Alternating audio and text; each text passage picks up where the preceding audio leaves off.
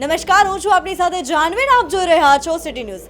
હાલ આજે ભાજપના ઉમેદવારો આપની સાથે જોડાયા છે વોર્ડ નંબર 7ના. ત્યારે નેહલભાઈ શુક્લ સાથે વાત કરીશું. નેહલભાઈ શુક્લ, શું અત્યારે ચૂંટણીનો માહોલ છે?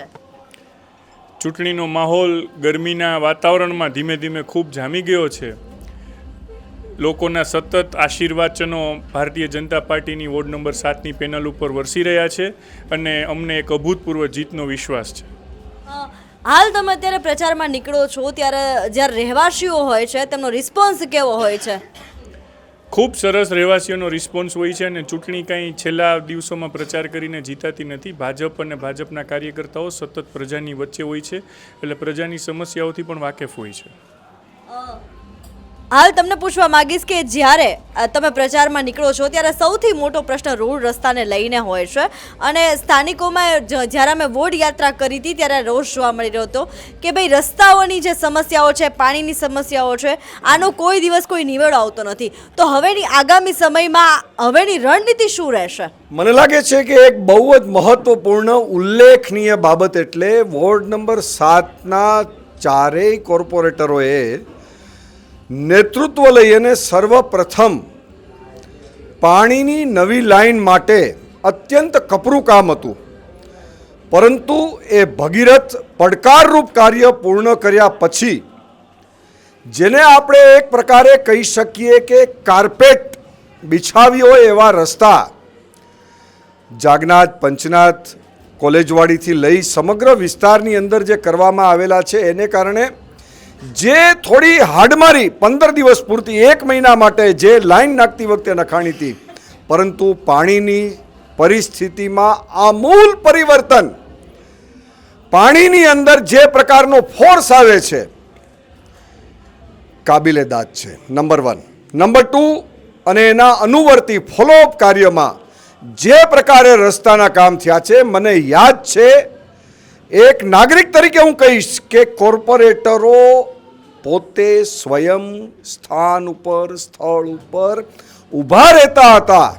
મને આ પરિસ્થિતિ ખૂબ ગમી. લોકસેવકો જ્યારે કામ ચાલતું હોય ત્યાં નિરીક્ષણ કરે, કામ બરોબર થાય છે કે કેમ એ જુએ, એ બહુ સારી વાત છે. ભારતીય જનતા પાર્ટીના સંદર્ભની અંદર કેસરીયો માહોલ છે. એક જ મુખ્ય પડકાર છે, એ પડકાર એ રીતનો છે કે એક પણ પ્રકારનો સામે પડકાર નથી. હાલ રાજકોટની જનતાને આપના તરફથી સ્થાનિક સ્વરાજ્યની ચૂંટણી આવી રહી છે, તો કોઈ નાનકડો મેસેજ? મને લાગે છે કે ટિયર 2ની દ્રષ્ટિથી રાજકોટ મહાનગરનું સ્થાન ભારત વર્ષની અંદર ખૂબ જ ઝડપથી વિકસતા શહેર તરીકે સ્થાન પામ્યું છે અને ટિયર 2ની કેટેગરીમાં રાજકોટ આવે છે. માટે એક પ્રકારે આ શહેરની દ્રષ્ટિથી જોવા જઈએ તો રાજકોટ અત્યંત ઝડપથી વિકાસ પામી રહેલ શહેર છે અને એનું જે નેતૃત્વ છે એ ભવિષ્યના રાજકોટના પૂર્વ આયોજન વિચારી શકે એવું સક્ષમ નેતૃત્વ છે. માટે 1975થી 2000થી 2005 બાદ કરતાં ભારતીય જનતા પાર્ટીનું શાસન અવિરત સતત રહ્યું છે. એનું કારણ પ્રજાનો વિશ્વાસ છે. આપનો ખૂબ ખૂબ આભાર. તો આ હતા આપની સાથે વોર્ડ નંબર 7ના ઉમેદવારો. હાલ તમારી પાસે આવીશ અને તમને પૂછીશ કે ભાઈ સ્થાનિક સ્વરાજ્યની ચૂંટણી દિવસે ને દિવસે ધમધમતો માહોલ જોવા મળે છે, ત્યારે ત્રણેય પાર્ટી છે એને કમર કસી નાખી છે લોકોના પ્રચારમાં. પણ તમને શું લાગે છે કે રાજકોટની જનતાને હવેની ચૂંટણીમાં શું પરિવર્તન જોઈએ છે? શું લાગે છે? ઓલવેઝ રાજકોટની જનતા પરિવર્તનના માર્ગે જોઈએ છે અને વિકાસના માર્ગે જોઈએ છે અને રાજકોટની જનતાને ભલીભાંતિ ખબર છે કે પરિવર્તન અને વિકાસ કઈ પાર્ટી કરી શકે છે અને એ એકને એક માત્ર પાર્ટી છે ભારતીય જનતા પાર્ટી. અને રહી વાત બીજી કોઈ વિરોધ પક્ષ પાર્ટીઓની, તો આજ દિવસ સુધી મેં ક્યાંય કોઈ પાર્ટીના કોઈક રાજકોટની અંદર વોર્ડ નંબર 7માં ખાસ કરીને કોઈ કાર્યાલય ઓપન થતા નથી જોયું, કોઈ એવો પ્રચાર મહદઅંશે મેં જોયો નથી કે કોઈ જગ્યાએ ભારતીય જનતા પાર્ટીની સામે કોઈ વિરોધ પક્ષ પ્રચાર કરતું હોય. હાલ અત્યારે ટેકનોલોજીનો યુગ છે અને ખાસ કરીને અત્યારે ઝેન્ઝી કે જે ટેકનોલોજીમાં બહુ આગળ છે, ત્યારે યુવાઓ માટે આપના તરફથી કોઈ નાનકડો મેસેજ?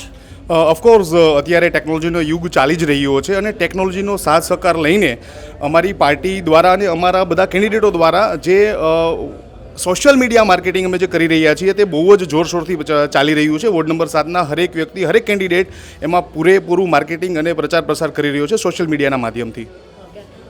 હાલ જ્યારે મહિલાઓની વાત આવે ત્યારે મહિલાઓ છે જે ખાસ કરીને ગૃહિણીઓ છે એમને લઈને સૌથી મોટો પ્રશ્ન છે મોંઘવારીનો. તો હવે ભારતીય જનતા પાર્ટી જો આવશે તો શું આ મોંઘવારી ઓછી થવાના કોઈ કારણો હોઈ શકે?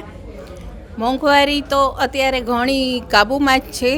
અત્યારે આપણે જોઈએ તો યુદ્ધ ચાલુ છે, તો યુદ્ધમાં બધી જગ્યાએ ગેસની પણ એટલી પ્રોબ્લેમ છે, વસ્તુ બધી એટલી મોંઘી છે, પણ એ પ્રમાણમાં આપણે ભારતમાં, ગુજરાતમાં, રાજકોટમાં બધી સારી વ્યવસ્થા છે અને મોંઘવારી પણ કંટ્રોલમાં જ છે અને બધું જ સરસ રીતે ગેસને તે મળી રહ્યું છે. આપનો ખૂબ ખૂબ આભાર. તો આ હતા આપની સાથે વોર્ડ નંબર 7ના ઉમેદવારો કે જેમની સાથે આપણે વાત કરી. હવે જોવાનું છે કે આ વર્ષે જો ભારતીય જનતા પાર્ટી સ્થાનિક સ્વરાજ્યની ચૂંટણીમાં પોતાનો દબદબો કાયમ કરે છે તો હવે આગળની વિકાસની ગતિઓ કેવી હોઈ શકે.